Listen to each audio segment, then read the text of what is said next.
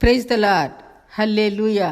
సామెతల గ్రంథం 11వ అధ్యాయం 23-29లో వ్రాయబడిన విధంగా, నీతిమంతులు ఆశించినది వారికి దొరుకును, యథార్థవంతులకు యెహోవా ఏర్పాటు ఆశ్రయదుర్గము అన్న రీతిగా ఆ పరమతండ్రి తన ప్రియ కుమారునికి ఏర్పాటు చేసిన వంశావళిలో దేవుడు తామారు రాహబు తర్వాత 3వ స్త్రీగా నీతిపరురాలైన రూతును ఏర్పాటు చేసుకున్నాడు. ఈ రూతు మోయాబీయురాలు. ఈమె లోతు పెద్ద కుమార్తె కుమారుడైన మోయాబు వంశమునకు చెందినది. ఈ రూతు యొక్క వంశము చెప్పుకోదగ్గ గొప్పది కాదు. వీరు సమాజము నుండి వెలివేయబడిన వారు. వారిలో నుండి వచ్చిన స్త్రీ ఈ రూతు. ఈ మోయాబీయులు పరమ విగ్రహారాధికులు. రూతు తన వంశము ఎలాంటిదైనా దేవుడు తన ప్రణాళికలో భాగంగా మోయాబులో నుండి నీతిమంతురాలైన రూతును దేవుడు యేసుక్రీస్తు వంశావళిలో చేర్చుకున్నాడు. సర్వాంతర్యామి అయిన దేవుడు తన అనాది ప్రణాళికలోని భాగంగా నయోమిని మోయాబు దేశమునకు పంపించి రూతును మోయాబు నుండి బెత్లెహేముకి నడిపించడం అనేది కేవలం దేవుని సంకల్పం. నయోమి దేవునికి నిలయమైన ఆశీర్వాదకరమైన బెత్లెహేం పట్టణాన్ని విడిచి తన కుటుంబంతో ఎంతో దూరం ప్రయాణించి శాపగ్రస్తమైన మోయాబు దేశం చేరింది. అక్కడికి వెళ్ళిన తరువాత తన 2 కుమారులకు అన్యులైన మోయాబు స్త్రీలతో వివాహం జరిపించింది. ఆ విధంగా కొంతకాలానికి నయోమి భర్త, ఆమె 2 కొడుకులు వెంటనే 10 సంవత్సరాలలోనే మరణించారు. 3 స్త్రీలు కూడా విధవలయ్యారు. నయోమి మోయాబులో 10 సంవత్సరాలు ఉన్న తర్వాత దేవుడు బెత్లెహేమును దర్శించాడని, పంటలను సమృద్ధికరంగా దీవించాడని వినది. వెంటనే ఆమె బెత్లెహేమునకు ప్రయాణమైంది. అయితే నయోమి తన కోడలతో మాట్లాడుతూ, కుమార్తెలారా, మనలను దేవుడు విడిచిపెట్టాడు. నేను ఇంకా బెత్లెహేము వెళతాను. మీరు 2 యవనస్తులు కనుక మీ ప్రజలలో ఉన్న వారిని వివాహము చేసుకొని సుఖంగా ఉండండి అని నయోమి కోడళ్లకు చెప్పింది. ఆ మాటలు విన్న పెద్ద కోడలైన ఓర్ఫా ఆ మాటలకు సమ్మతిగా తన అత్తను ముద్దు పెట్టుకుని వెడలిపోయింది. అయితే చిన్న కోడలైన రూతు నయోమిని హత్తుకుంది. ఆమెను విడవకుండా తన అత్తతో బెత్లెహేముకు ప్రయాణించింది. నయోమి రూతుకు ఎంత చెప్పినా వినలేదు. నీవు నన్ను నీ వెంట రావద్దని మాత్రం నాతో చెప్పవద్దు. నువ్వు ఎక్కడ ఉంటే నేను అక్కడే ఉంటాను. నీ జనమే నా జనము, నీ దేవుడే నా దేవుడు. నీవు ఎక్కడ పాతి పెట్టబడితే నేను కూడా అక్కడే మట్టి అవుతాను. మరణము తప్ప మనల్ని ఏది వేరు చేయదు అని రూతు హృదయపూర్వకంగా నయోమితో చెప్పి నయోమితో పాటు బెత్లెహేమునకు ప్రయాణించింది. వారిద్దరూ ప్రయాణించి బెత్లెహేం చేరే నాటికి అక్కడ యవల కోతలు ఆరంభం అయ్యాయి. రూతు బెత్లెహేం చేరగానే తన అత్తను పోషించుకోవాలి కనుక నయోమి అనుమతితో యవల చేలో పరిగ ఏరుకుంటానికి వెళ్ళింది. అయితే రూతు పరిగ ఏరుకునే పొలము ఆమెకు సమీప బంధువైన బోయజుది అన్న సంగతి ఆమెకు తెలియదు. ఆమె తల వంచి పరిగ ఏరుకుంటున్నప్పుడు ఆ పొలము యజమాని అయిన బోయజు పొలమునకు వచ్చి పనివారిని దీవించాడు. ఆ తరువాత పనివారిని పరిశీలించి తన పనివారిని పిలిపించి, పరిగ ఏరుకుంటున్న చిన్నది ఎవరు అని అడిగాడు. ఆ పనివాడు ఆమెను గురించి వివరంగా చెప్పాడు. వెంటనే బోయజు పొలంలో పనిచేస్తున్న వారితో మాట్లాడుతూ, ఈమెను ప్రేమగా చూసుకోండి. ఈమె వారి దేశమును, వారి జనమును, వారి దేవతలను అందరినీ వదలి మన మధ్యకు వచ్చింది కనుక ఈమె నీతిపరురాలు, అభిమానవతి. పరదేశి అయిన ఈమెను మీ అందరిలో ఒకదానిగా చేర్చుకుని ప్రేమించండి. పనుల మధ్య పరిగ కూడా ఎక్కువ వదిలివేయండి అని బోయజు తన పనివారికి ఆజ్ఞాపించాడు. అప్పుడు రూతు బోయజు దగ్గరకు వచ్చి తల వంచి నమస్కరించి, నా ఏలినవాడా, పరదేశినైన నా పైన ఏమి చూసి ఇంత కటాక్షము చూపావు అని అడిగింది. అప్పుడు బోయజు, కుమారి, నీవు నీ అత్త కోసము నీ దేశమును, నీ దేవతలను, నీ ప్రజలను విడిచి మా దేవుని మధ్యకు, మా సమాజముల మధ్యకు నివసించడానికి వచ్చావు కనుక నీవు ధన్యురాలువు. నీవు చేసిన ఈ మంచి పనికి యెహోవా నీకు ప్రతిఫలమిస్తాడు. ఇశ్రాయేలు దేవుడైన యెహోవా తన రెక్కల క్రింద సురక్షితంగా ఉండినట్లుగా నీవు ఈ దేశానికి వచ్చావు కనుక ఆ దేవుడు నీకు సంపూర్ణమైన బహుమానం ఇస్తాడు అని పరిశుద్ధుడు, ప్రభువుకు సాదృశ్యంగా ఉన్న బోయజు రూతును ఆశీర్వదించాడు. బోయజు దేవుని యందు భయభక్తులు కలిగినవాడు. దేవుడు మోషే చేత వ్రాయించిన ధర్మశాస్త్రంలో కూడా అనేక మార్లు పరదేశులను ఆదరించండి అని వ్రాయించాడు. ఐగుప్తు దేశంలో మీరు పరదేశులుగా ఉండి ఎంత బాధపడినది గుర్తు చేసుకుని మీరు పరదేశులను ఆదరించి ఆతిథ్యం ఇవ్వండి అని వ్రాయించాడు. ధర్మశాస్త్రము తెలిసిన పరిశుద్ధుడైన బోయజు అందుకే రూతును అంతగా గౌరవించాడు.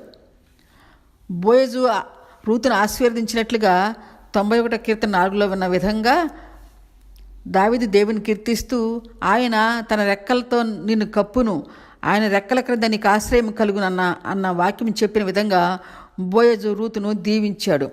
కీర్తన 68:5లో వ్రాయబడిన రీతిగా తన పరిశుద్ధ ఆలయమునందు ఉండి దేవుడు తండ్రి లేని వారికి తండ్రియు విధవరాండ్రకు న్యాయకర్తయ్య ఉన్నాడు. దేవుడు ఏకాంగులను సంసారులుగా చేయువాడు అన్న విధంగా దేవుడు రూతును దీవించి సంసారిగా చేసి ప్రభు పుట్టే వంశావళిలో ఈమెను చేర్చుకున్నాడు. రూతు బోయజుతో మాట్లాడి బోయజు నుండి ఆశీర్వాదాలు పొందుకున్న తర్వాత రూతు పొలం నుండి ఇంటికి వెళ్ళింది. ఆమె తీసుకుని వచ్చిన యవలను చూసి నయోమి రూతుతో, కుమారి, నువ్వు ఎవరి చేలో పరుగు ఏరుకుంటున్నావు అని అడిగింది. అందుకు రూతు ఆ పొలం యొక్క యజమాని పేరు బోయజు అని చెప్పినప్పుడు నయోమి సంతోషపడింది. కుమారి, బోయజు మనకు సమీప బంధువు, దేవుడు నిన్ను చేరవలసిన చోటుకే చేర్చాడు అని దేవుడిని కొనియాడింది. బోయజు మనకు సమీప బంధువు కనుక అతనే నిన్ను విడిపించటకు సామర్థ్యం కలవాడు అని నయోమి ఋతుతో చెప్పింది. ఇక్కడ విడిపించటం అంటే ఆనాటి రోజుల్లో మోషే వ్రాసిన ధర్మశాస్త్రంలో యూదా ఇశ్రాయేలు స్త్రీలు భర్తను కోల్పోయిన విధవులైతే చనిపోయిన ఆమె భర్త తరపు వారు ఆమెను చేరదీసి పెళ్లి చేసుకుని చనిపోయిన ఆమె భర్త వంశమును నిలబెట్టడం అనేది అప్పటి వారి ఆచారం. ఆ వరుస ప్రకారం రూతు భర్త తరపు నుండి బోయజు రూతును వైధవ్యం నుండి విడుదల కలిగించవచ్చు. అది వారికి తప్పు కాదు. ఈ మాటలన్నీ రూతు గ్రంథం 7 నుండి 13 వరకు మనం చక్కగా చదువుకోగలుగుతాం. అయితే నయోమి తన కోడలైన రూతుకు విశ్రాంతి కలుగు చేయాలి అని తలంచింది. అంటే వైధవ్యము నుండి విడుదల కలిగించాలని రూతుకు కొన్ని మాటలు చెప్పి ఒకనాటి రాత్రి యవల చేలో నిద్రిస్తున్న బోయజు దగ్గరకు పంపింది. రూతు ఆమె అత్త చెప్పిన ప్రకారంగా పొలము వెళ్ళి బోయజు నిద్రిస్తున్న సమయంలో దగ్గరకు వెళ్ళి తన కాళ్ళ దగ్గర పండుకుంది. బోయజుకు మెలకు వచ్చి కాళ్ళ దగ్గర ఏదో తగులుచున్నట్లు అనిపించి ఉలుకుపాటు చెందాడు. ఎవరు అని అడిగాడు. అప్పుడు రూతు తన అత్త చెప్పినట్లుగా, నేను నీ దాసురాలైన రూతును, నీ కొంగు నాపై కప్పు అని విన్నవించుకుంది. అప్పుడు పరిశుద్ధుడైన బోయజు అర్ధరాత్రి ఒంటరి సమయంలో కూడా కుమారి అని సంబోధించి, కుమారి, భయపడకు, నీవు యోగ్యురాలవు, సత్ప్రవర్తన కలిగిన దానవు, నీవు గొప్పవారిని కానీ యవనస్తులను కానీ వెంబడించకుండా వారిని కోరుకొనకుండా నీ భర్త వంశములోని వాడనైనా నన్ను నీవు కోరుకొని నా దరికి చేరావు కనుక నువ్వు ఎంతో నీతివంతురాలవు. కాబట్టి నా కుమారి, నీవు భయపడకు, నీకు నేను న్యాయం చేస్తాను. నీవు యోగ్యురాలవని నా జనులందరికీ తెలుసు. అయితే నిన్ను విడిపింపగల వారిలో నాకన్నా ముందు ఒక బంధువు ఉన్నాడు. ఆ ఒక్కరు నిన్ను విడిపించని పక్షములో నేనే నిన్ను విడిపిస్తాను, నీకు న్యాయధర్మం జరిగిస్తాను అని చెప్పి జనులెవ్వరూ చూడకుండా రూతును చీకటి ఉండగానే పొలం నుండి ఇంటికి పంపించాడు. రూతు ఇంటికి చేరిన తరువాత నయోమి అడిగిన దానికి రూతు జరిగినదంతా ఆమెకు చెప్పింది. అయితే బోయజు తనకన్నా వరుసలో ముందున్న వాడిని పిలిచి, మోయాబురాలైన మహ్లోను భార్య అయిన రూతును నీవు విడిపింపగలవా అని అడిగినప్పుడు, నేను విడిపింపలేను, నా తర్వాత వాడివి నీవే కనుక నీవే ఆమెను పరిగ్రహించు అని చెప్పాడు. వెంటనే బోయజు పురద్వారం దగ్గరకు వెళ్ళి ప్రజలను పెద్దలను సమకూర్చి, ఇదిగో మీ మధ్యన చనిపోయిన మహ్లోను భార్య అయిన మోయాబురాలైన ఈ రూతును నేను పెళ్లి చేసుకుంటున్నాను, అందుకు మీరే సాక్షులు అని బోయజు అన్నప్పుడు వారందరూ ఎంతగానో సంతోషించి ఆశీర్వదించారు. గొప్ప దీవెనలతో బోయజును రూతును ఆశీర్వదించారు.